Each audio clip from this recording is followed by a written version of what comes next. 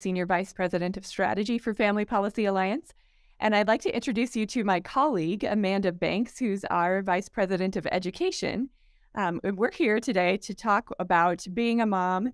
And the funny thing is, we actually know what being a mother is. We're both mothers of daughters. So even though the Biden administration can't seem to figure out what a mother is, they've called us birthing people and refuse to actually define what a woman is, including from their latest nominee and confirmed Supreme Court justice. But we can. So, Amanda, welcome. And I want to ask you the first question, which I think every mom can relate to, about what is your proudest mom moment that you can think of just in the last few months of being a mom to your three girls? Well, thanks, Autumn. It's great to be with you. There are, a lot of moments that come into my mind really are things that my girls are facing in school. They are in public school. I have a 10, 11, and 13-year-old. And so they face a lot of, opposition for our values, for faith, and just truth. So we talk a lot about the things they hear at school and how they respond. And I think I'm most proud of how they stand their ground, but they do it with love and compassion. And another moment that comes to mind more specifically actually is from last summer. But my oldest daughter volunteered at a historical museum in our hometown all summer. She loves to volunteer. I mean, if you've got something you need help with, then Lily is your girl. And so she did this throughout the summer. It was, on her own accord, and she loved it. What ended up happening is she got a Gold Star Award from the county for her good work, something totally unexpected to her, to us. And she was honored at a ceremony and got her name in the newspaper. And so that was really special and a proud moment for her dad and I. I love that. That's so sweet. Amanda, you all must be doing a wonderful job with your girls. Yeah, I was thinking about that too. And there's so many. My girls are younger than yours. I've got a 3-year-old and a 1-year-old. Yeah. And so they're learning everything's new right now. They're learning everything new. But one thing I really enjoy about my oldest is that her favorite books, she loves to read, and her favorite books are actually her Bible and her little devotional that she reads every single day. She just loves it. And it's funny because she, of course, can't read yet, but when she reads out loud, her Bible stories sort of all run together. And so the other night I overheard her reading saying, "And darkness fell over the land, and then Mary and Joseph had a baby, and there was a lion's den, and they all came into the lion's den," and it just all ran together. But it was so sweet, and I'm just so proud that she loves to do that. Oh, that's so sweet. I just love it. So let's talk about the unimportant and the unexpected. So I think every mom can relate to this. Moms who are watching, be thinking of how you would answer this. But so the unimportant. Since becoming a mom, Amanda, what things have just become completely unimportant to you? Oh, what comes to mind first is my uptight nature with cleanliness and order in my home. Pre-kids, I just kept a pretty much immaculate house, but that was rather easy to do. But when you have babies and then toddlers and then children, I think you just have to let it go. So I'd say my standards are a little more realistic now. I know they are. And, sometimes you just have to look the other way or shut the door, and put it out of sight, out of mind for a while, because it can't be immaculate all the time. And I think when I see or think about someone's home with small children that is perfectly in order, I think, do they live here? Because kids just make messes constantly. They play and they manage all kinds of toys and everything else in your house. And so you just have to get used to messes. I can amen to that. We've got baby dolls and stuffed animals that are being put to bed and covered up with blankets all over the house because they're sick and they need to rest or they need naps, according to my oldest. So it's just everywhere. Yeah. But yes, amen. Mine is similar. Laundry. I definitely used to judge families that had kids, and I just wonder, like, why are there baskets of laundry always all over the house? And now that's my house. I mean, it can sit there for 3 weeks, and we'll just keep pulling stuff out of it and putting it back on because who has time to fold laundry these days? That's right. Okay, so the unexpected, Amanda. What has been one of the most unexpected things that you've experienced as a mom? Mm. Um, well, the first thing that comes to mind is just how much you can love other human beings. Like, I just don't think there's any love like a mom's love for her children. It's it's something that's hard to put words to, but the best way I can describe it is when I see my girls, like, walking down the street or down the hall, whatever, I think, there goes my heart. It's like they have truly stolen my heart and they're just walking along with it. It is in them, and I just treasure them so much. And so I'd say that, Autumn. Like, I didn't know it was possible to love little human beings so much. I think that's exactly right. I think every mom watching can completely relate to that. I think, when I started having kids, I knew that God had given them to me to raise and to care for and to love, and to train up and to teach them about Him and to guide them in the values and all of those sorts of things. I expected that, but I think for me it was just that I would really enjoy getting to know them as people. When they came out of me and they're this new human being, and I love them beyond all measure, but you just enjoy getting to know them and their personality and who they are and who God has created them to be and the calling that He has on their life that's so unique. That's been incredible to me that I actually enjoy getting to know my kids and spending time with them and learning about them as human beings. That's been a real joy for me. For sure. Um, well, taking a little bit of a more serious turn, I think being a mom these days is very difficult. I think most moms would agree with that, whether you're raising sons or daughters or both.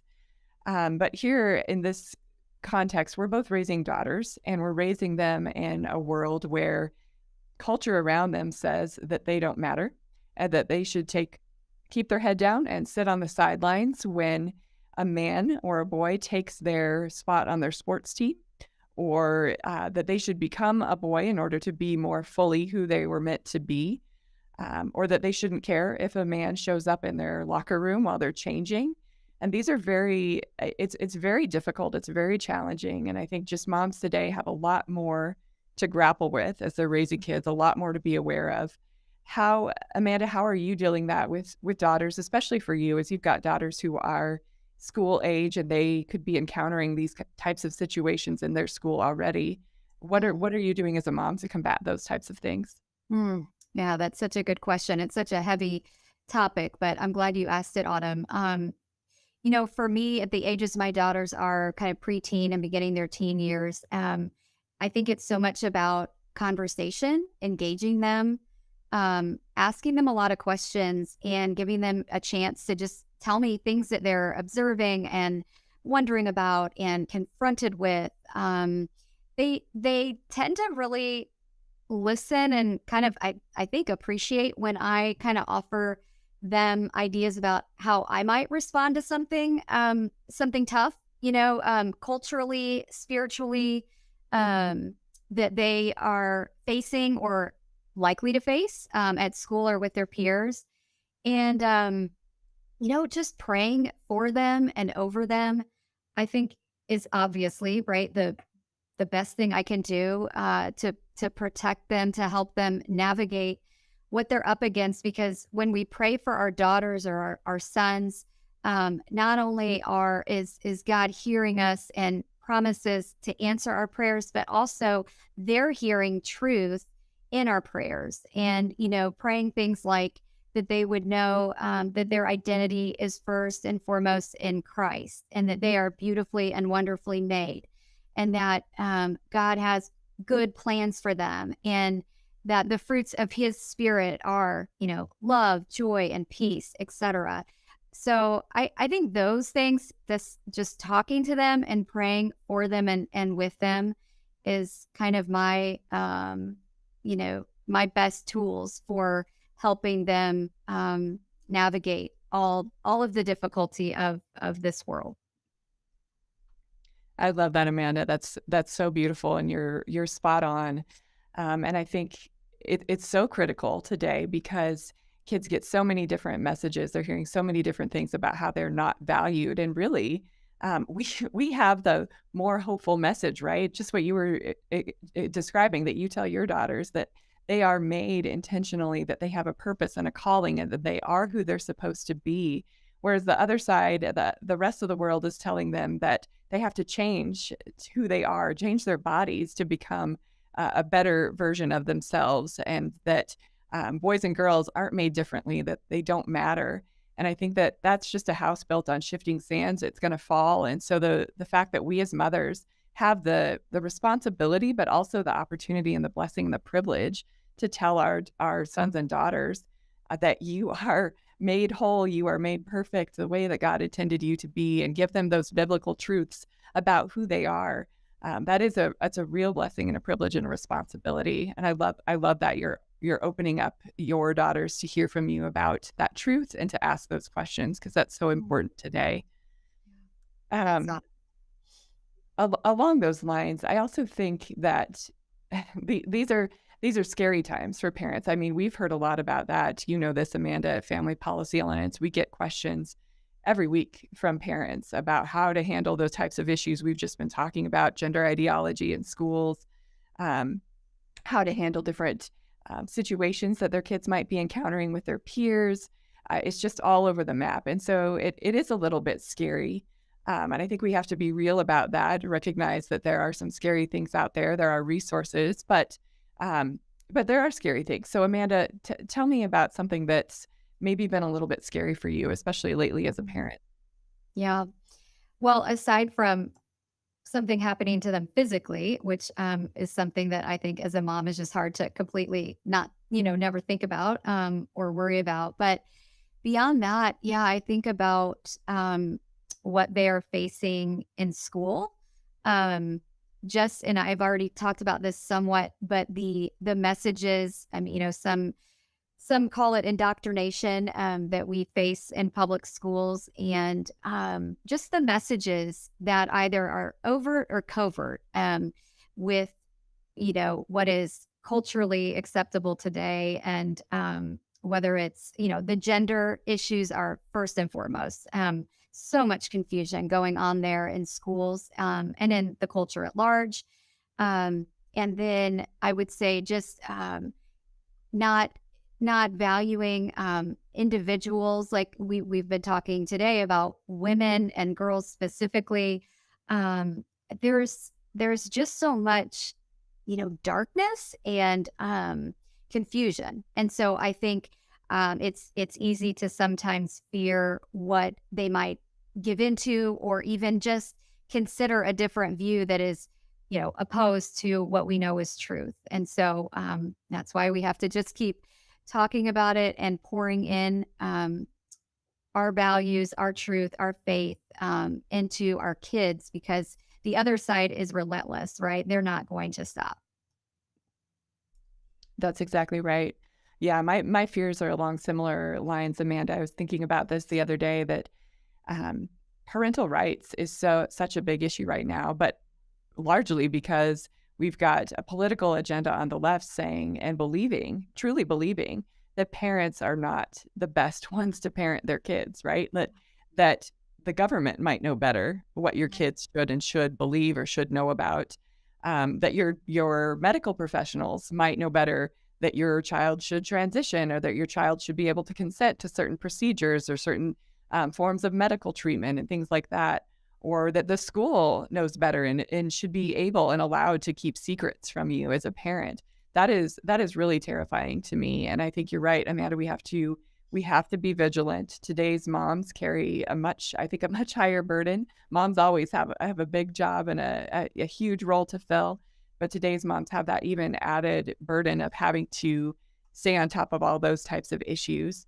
And as we were talking about this, about what our fears are, I thought, Family Policy Alliance does have a resource. It's called Back to School for Parents. It's available on our website to help with these types of issues, to help you know what your rights are, your federal and state rights in your child's school, in their counseling offices, in their curriculum, in their classrooms. And so we want that to be a blessing to you. We encourage you to use it because those types of things are scary. But Amanda, I don't want to end on a heavy note. This is Mother's Day. We want to celebrate moms. And so, Amanda, what's your encouragement for moms out there who are watching? Hmm. Well, I would say you are your child's perfect mother. God chose you. There's no mistake. I know we all have challenges with our children. They're different. And I'd say as moms, we're all different. And sometimes I think, particularly when I was a new mom, I would compare myself to other moms. I wish I could get it together like her, or I wish I could do as much as she does, or I wish I could, balance work and home life better, or, you fill in the blank. But I would just encourage everyone listening today that don't do that. You are a great mom. God has given you all that you need to be successful, and just, rely on him daily to give you what you need. And I think too, I would encourage you. I don't know if this has happened to you, Autumn, but whenever another mom pays me some kind of a compliment, whether it's something about my child that they see or something about me as a mom, it really fills my cup. And so I love doing that to other moms, just, being an encouragement to them. And I think, it lifts your spirits probably as much or more than the mom that you're speaking to. So maybe this Mother's Day, consider doing that for a mom that you know. I love that. That is so beautiful. Absolutely. God has given you your children for a purpose and a reason. He's not given them to any other mom. You are called and equipped to care for them. And we just want to be a blessing to you and say a very, very blessed Mother's Day to all of you mothers out there. Thank you so much for joining us. Happy Mother's Day.